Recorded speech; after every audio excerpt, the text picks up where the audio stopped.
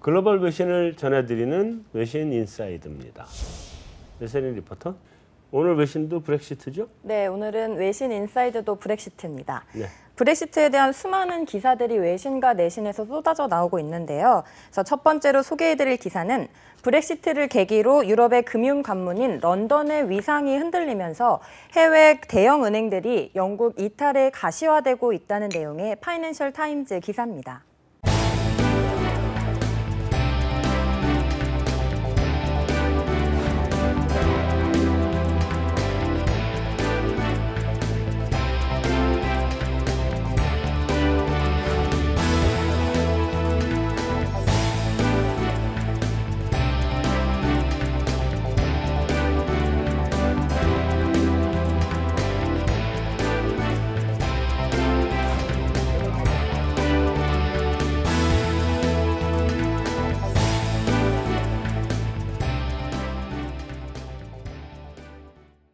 네, 이런 은행들의 영국 이탈 움직임은 프랑스 은행 총재의 발언이 도화선이 됐다라는 분석이 있는데요.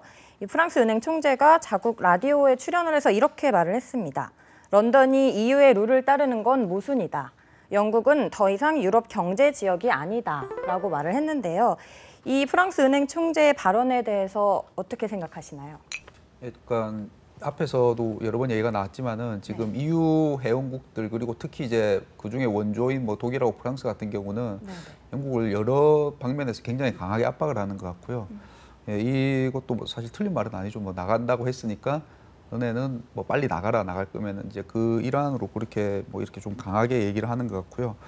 다른 이제 나라들이 들썩들썩하지 못하게끔 나가면은 뭐 이렇게 단호하게 대처하겠다 이런 걸 좀 보여주기 위해서 좀 이렇게 발언한 게 아닌가 싶습니다. 네, 제가 볼 때는 글쎄요, 뭐 프랑스 총재가 얘기했던 게 개인적으로 과거에 한 100년 정도 싸웠던 그런 앙금이 있어서 이렇게 좀 심하게 얘기한 측면이 하나 있는 것 같고, 또 하나는 이제 고단수의 정치적인 복선이 깔린 말이다라고 생각을 하고 있습니다.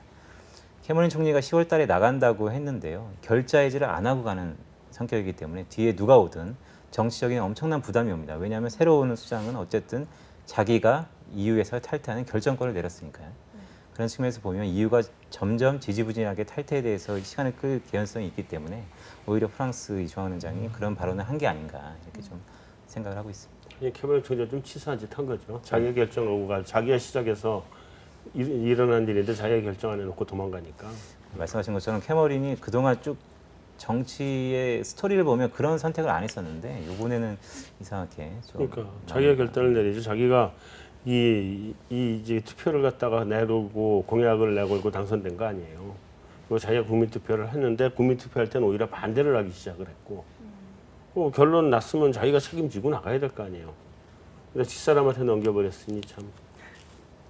네, 이 기사에도 언급됐던 패스포팅 권리를 영국이 잃을 것이라는 전망 때문에 결국은 이 글로벌 투자 은행들이 영국을 떠날 채비를 하고 있는 것이다라는 내용입니다.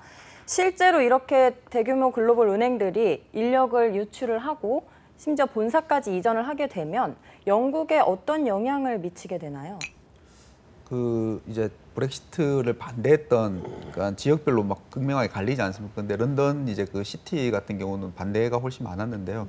당연히 왜냐하면은 그 영국 GDP에서 금융업이 차지하는 비중이 거의 7% 가까이입니다. 뭐 다들 아시다시피 영국이 다른 특별한 산업이 없고 금융허브로 이제 어떻게 보면 먹고 사는 부분이 있는데 이제 이런 그 글로벌 IB들이 본점이 이렇게 떠나가 버린다면은 거기서 일단 인력도 줄고 특히 이제 그 다음 넥스트를 생각하면은 그 다음에 뭔가 거기서 새로운 산업이나 뭔가가 일어날 수 있을까 일자리나 그런 게 이제 없어지는 거죠 이제 보면.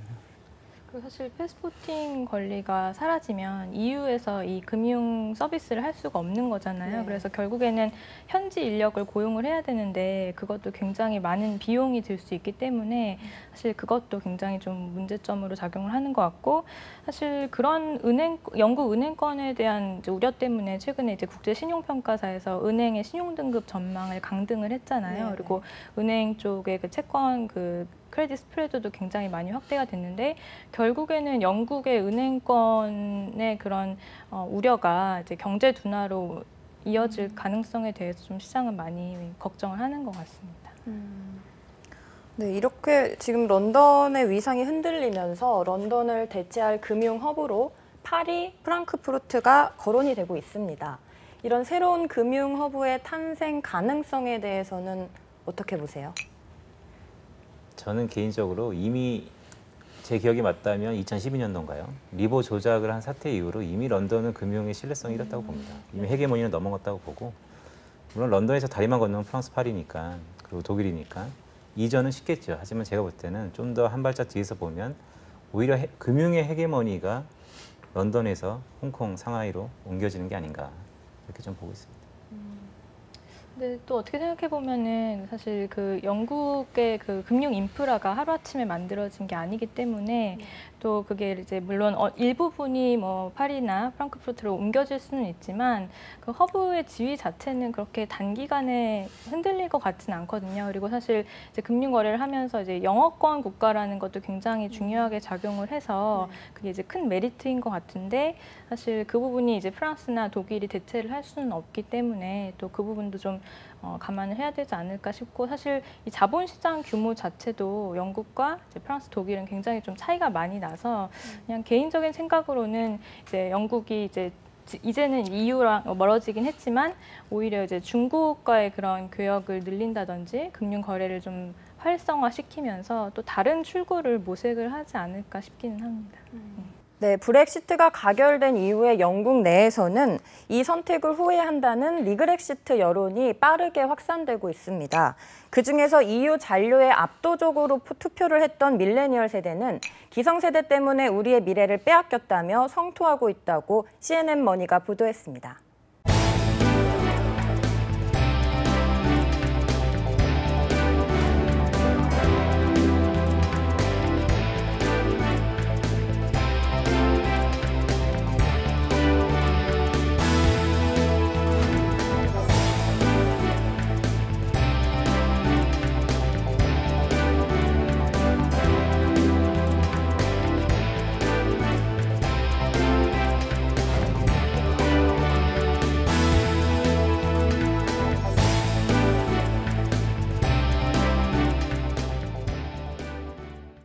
네, 기사에서 이제 젊은 세대들이 주로 온라인을 통해서 의견을 표출하고 있다라고 말을 하는데요. 이 트위터에 올라온 의견들을 조금 짚어보면 무상교육, 풍족한 연금, 사회 계층 간 이동 가능성을 빼앗겼다. 우리의 미래가 해체되어 버렸다. 그리고 우리는 일자리를 잃게 될 것이다. 이런 의견들을 올리고 있습니다. 실제로 이번 브렉시트 결정으로 가장 큰 영향을 받을 게 젊은 세대라는 우려가 나오고 있는데 실제로 젊은 세대가 받게 될 충격과 영향 어떻게 보시나요? 일단 개인적으로 딱 봤을 때 영국 사람들의 젊은 층이 참 정치 사회에 관심이 많다라는 좀 생각을 합니다. 제가 만약에 영국인이었다면 그냥 되게 직관적으로 그랬을 것 같아요. 일단 연애가 좀 힘들어질 것 같습니다. 내 여자친구가 프랑스인이자 유러피언이었는데 이제는 외국인이 돼버렸으니 그에 대한 차후 문제 좀 고민이 될 것 같고요. 제가 좋아하는 축구에 여러 유러피언 우리 선수들이 나갈 수밖에 없다. 내가 좋아하는 축구에 대해 질이 떨어지는 걸 눈으로 봐야 된다. 그런 부담감들이 또한 생활 측면에서 좀 있을 것 같고요. 아무래도 뭐 일자리 임금이라든지 여러 가지 불협화음이 있겠지만 제가 봤을 때는 제가 영국인이었다면 한 두 가지가 가장 좀 크지 않을까 이렇게 좀 보고 있습니다. 저는 이제 영국 현지에 영국인 친구가 있어서 그날 브렉시트 결정이 나고서 밤에 이제 SNS 메시지를 주고 받았는데 그 생각보다도 굉장히 그 분노를 하더라고요. 그래서 심지어는 이제 이민을 가고 싶다라는 얘기까지 했는데, 이 친구가 이제 사회복지시설에서 일을 하거든요. 그런데 이제 독립당 그 대표인 나이젤 퍼라지의 그 공약을 믿을 수 없다. 젊은 사람들은 믿지 않는다라고 얘기를 했었고, 사실 이제 제가 영국 사람이더라도 영국의 젊은 사람이더라도 이제 앞으로 젊은 사람들이 EU 국가에 가서 일을 할 수 있는 기회가 많이 줄어들기 때문에 그 부분이 굉장히 좀 답답할 것 같고요. 사실 노년층들은 여생을 영국 안에서 마감을 하기 때문에 굉장히 그 이민자들이 들어오고 복지가 줄어들고 하는 게 중요하겠지만, 정말 미래 세대들은 좀 더 좀 활발하게 다른 지역에서 활동을 할 수 있는 기회가 필요한 것 같거든요. 그래서 그런 부분도 굉장히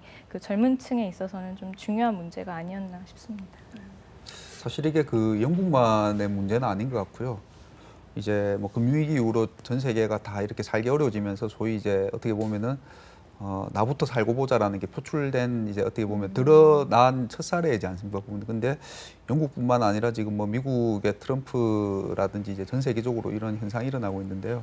근데 이게 투표로 하게 되면은 사실 쉽지 않은 게 이제 계층이 이미 나눠져 버린 데다가 그 고령화로 인해 가지고 젊은 층이 표수에서 이길 수 있는 확률이 자꾸 줄어들거든요.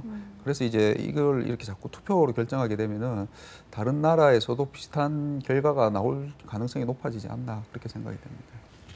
그래서 이런 지금 젊은 세대들이 네. 젊은 세대를 중심으로 재투표 청원 운동이 영국 내에서 일어나고 있는데 한 번 할 때 제대로 하지. 꼭 한 번 다시 해달라 그래. 이 서명이 400만을 넘어섰다라고 기사가 떴어요. 네.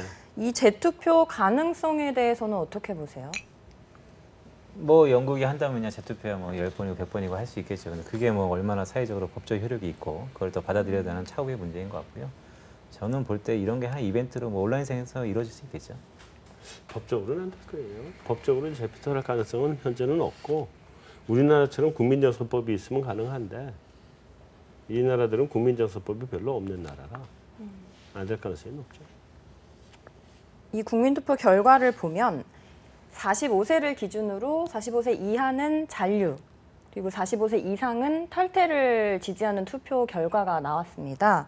근데 이 젊은 세대와 기성세대가 양극화가 너무 뚜렷이 나타났다라는 지적이 나오고 있는데 말씀해 주셨지만 이 양극화 현상에 대해서는 또 어떻게 보시나요?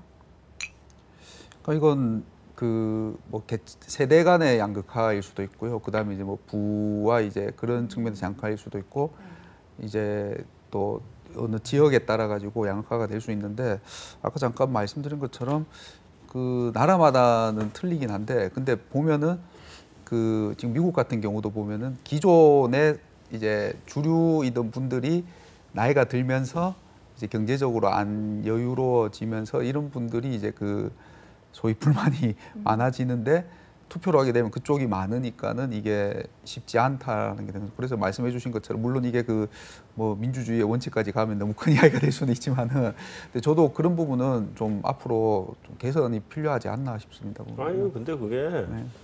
그 우리나라도 지금 이제 곧 시행한다 그러지만 나이 먹으면 그 운전면허증 뺏어가요. 네. 나이 먹으면 운전 더 이상 할 수 없으면 뺏어가요. 그게 이미 1970년대 80년대 유럽은 하고 있었어요. 있죠. 네. 우리도 이제 시작하지만 그냥 나이 한 80 이상 넘어가서 운전할 능력이 없다라고 판단을 하면 뺏어간다고. 그럼 투표권도 뺏어가야지. 그리고 일본 봐요. 예, 그 말씀하신 것처럼 그런 그 부분도 있고요. 일본 같은 경우도 그래서 사실 고령화가 전 세계 제일 심하지 않습니까? 그래서 그쪽은 투표 연령을 낮추는 쪽으로 지금 진행이 되고 있거든요. 최고 투표 연령도 낮추고 나이 먹은 사람은 그 투표권도 줄여야 돼. 아예 뺄 수는 없으니까 줄여야 돼. 그래야 돼요. 근데 우리 아까 얘기하다 보면은 영국 깨지네 마네 뭐 이러고 스코틀랜드는 분리 독립할 것 같다 이런 얘기 했었잖아요. 차라리 차제에 그렇게 지역적으로 가르지 말고 45세 그러니까 탈퇴를 원하는 사람은 이제 아일랜드로 가고 잔류를 원하는 사람은 영국에 남고 나라를 그렇게 해서 가르는 게 나을지도 모르겠어. 탈퇴는 다 저 아일랜드로 가라 아니면 스코틀랜드로 이상한 지역으로 가고 그게 답인지도 모르겠어요. 어떻게 생각하세요? 좀 너무 과격했나? 죄송합니다. 네, 준비한 것도 있어요? 네, 여기까지입니다. 네, 알겠습니다. 오늘 외신 인사이드는 여기서 마치도록 하겠습니다. 밤늦게까지 수고하셨습니다.